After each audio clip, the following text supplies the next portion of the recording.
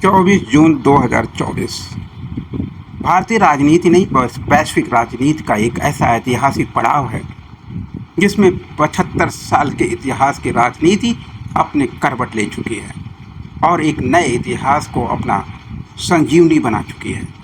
और जिसके पोर्टल पर लिखा जाएगा 75 साल की गुलामी वर्सेस आज़ादी का नया पर्व। 2024 का 24 जून जो कांग्रेस और बीजेपी के किए गए दोनों ही 65 साल तक कांग्रेस के षड्यंत्र और अब 10 सालों तक बीजेपी के षड्यंत्रों का रिवर्स गेयर शुरू हो चुका है 2024 के 24 जून से। अब संविधान जब देश की सबसे बड़ी अदालत में उन सांसदों के हाथ में हो जो न्याय को निर्धारण करने वाली संविधान सभा के सदस्य हैं, उस संविधान सभा के सदस्यों के सामने जिनके हाथ में संविधान का संकल्प है, जो बहुसंख्य स्वराज के सपने के बुनियाद हैं, जिनके दिल और दिमाग में अपने स्वराज का क्रांति है, उस स्वराज की क्रांति का उद्घोष योगेश्वर श्री कृष्ण की जननी जन्मभूमि जब होने वाला है तो लखनऊ दर्पण न्यूज़ इस बात का ऐलान करता है या तो भाजपा सुधर जाए या खत्म होने की इतिहास पर अपने हस्ताक्षर की बुलंदियों को और बुलंद करती जाए और सोशल मीडिया एक्ट ला करके सोशल मीडिया के एक्ट के नाम पर ही अपने खात्मे का इतिहास, अपने आतंक, अपने तांडव, अपने देशद्रोही चरित्र का हस्ताक्षर करती चली जाए।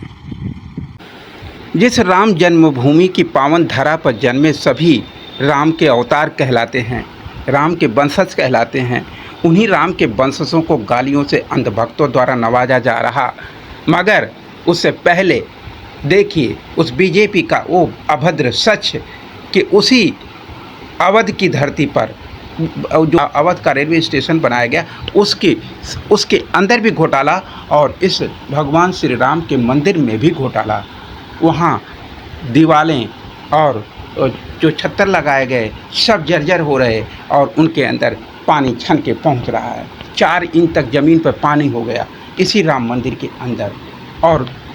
Railway station Awadh railway station की दीवारें ढह गई।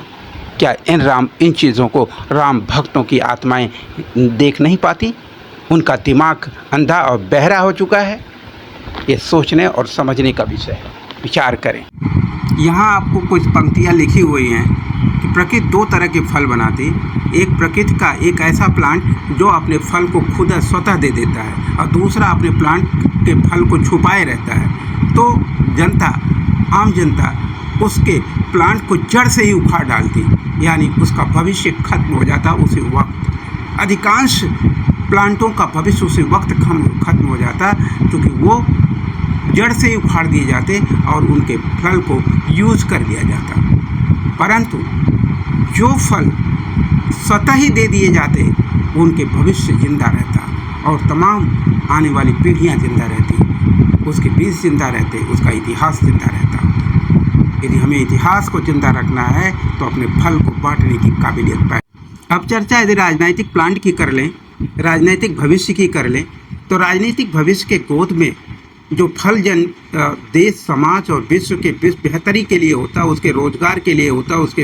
रोटी कपड़ा मकान शिक्षा स्वराज के लिए होता, स्वास्थ्य के लिए होता, ऐसे फलों को अधिकार बांटने का जो सत्ता के रूप में प्राप्त होता, वह सत्ता यदि नहीं बांटती है तो उसका इतिहास नारकी तरीके से लिखा जाएगा और उसे अपनी सिग्नेचर से ही खुद को खत्म करने के कारण खुद स्वीकार करने होंगे। उसी का इतिहास आज वर्तमान के रूप में साक्षी है। जिस 65 सालों तक संवैधानिक अधिकारों से देश की सत्ता में बहुसंख्यकों को भागीदारी का इतिहास साक्षी है कि उनके अधिकारों को छीना गया उसी कांग्रेस की सिग्नेचर से। लेकिन आज वही कांग्रेस उन्हीं अधिकारों को दिलाने के लिए हाथ में संविधान के संकल्प के साथ उसी बहुसंख्यक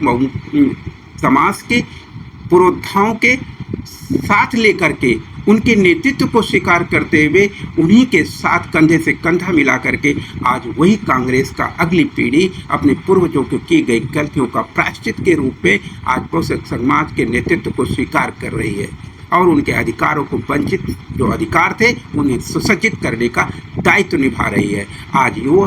पुरोधा, वो चेहरे, वो बहुसंख्यक समाज के खिलखिलाते व्यक्तित्व आपकी आंखों के सामने हैं, जो भारत की स्वर्णिम राजनीति का इतिहास का आईना है। जब भी इतिहास एक स्वर्णिम इतिहास के पन्नों में झांकने की कोशिश करेगा तो 2024 के लोकसभा चुनाव के परिणामों में बहुसंख्यक स्वराज के उद्भव की राजनीति का एक नया गणितीय और तकनीकी और राजनीतिक क्रांति, जनतांत्रिक क्रांति के रूप में परिवर्तित होते हुए उसकी एक साइलेंट वॉइस पॉलिसी जो एक आम जनता ने निभाई, साइलेंट वॉइस पॉलिसी एक आम जनता ने निभाई और खुद अपनी लड़ाई लड़ी और सत्ता में अपने शुभचिंतकों को स्थापित किया और बता दिया कि अब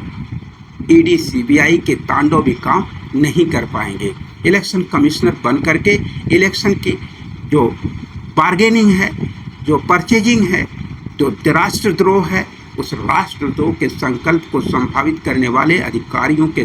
षड्यंत्रों को भी जनता भाप चुकी है और वो उसे सफल नहीं होने देगी, और जिसका परिणाम आज सोनिया गांधी के हाथों में भी संविधान का संकल्प दिखाई दे रहा।